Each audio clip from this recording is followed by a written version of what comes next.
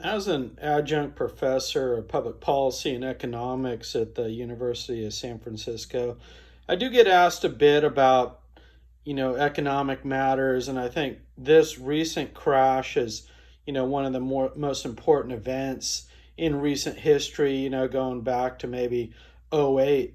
And the interesting thing is both this recent crash and the '08 one, while you couldn't predict the coronavirus case, you could actually predict a major crash, and a number of small body of experts actually did through their theories. And I think those folks are underappreciated, and there are others who, if they were still alive, they would also predicted it.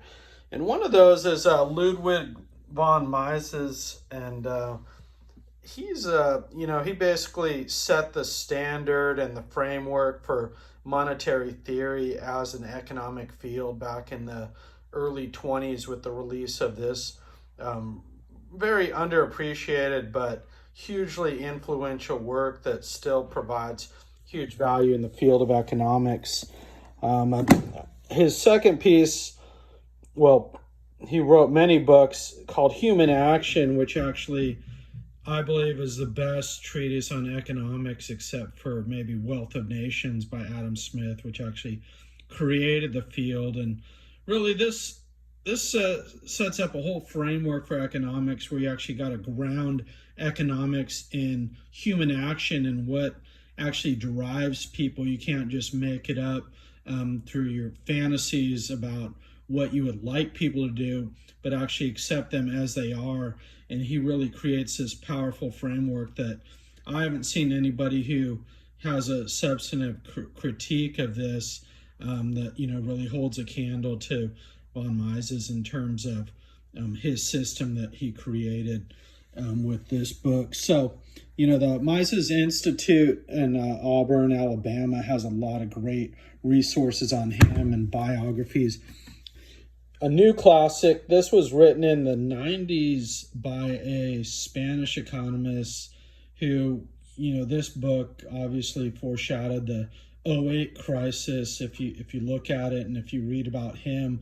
And I believe is one of the most substantive treatises on economics since Mises's Human Action. So very impressive book. Definitely will help you understand the recent crash and the '08 crash, and why, if we continue on the path of loose monetary policy, why those crashes are going to be more inevitable. They're going to be deeper and more damaging to the economy and everybody else. The last one is more about the political consequences, and this one actually isn't on monetary policy, but it's by Tucker Carlson, who I think is one of the great thinkers of our times, and in terms of media, but also telling the story of how a lot of our political actors aren't really acting with the best interests of the public in mind, on a number of policies. But Tucker's book here is, I'd call it a new classic, and obviously this is probably one of the most controversial of the bunch, but Tucker's very thoughtful, and he's not ideological. He's really a populist and has a lot of great things to say every night on his show and also in this book as well. So thanks for listening.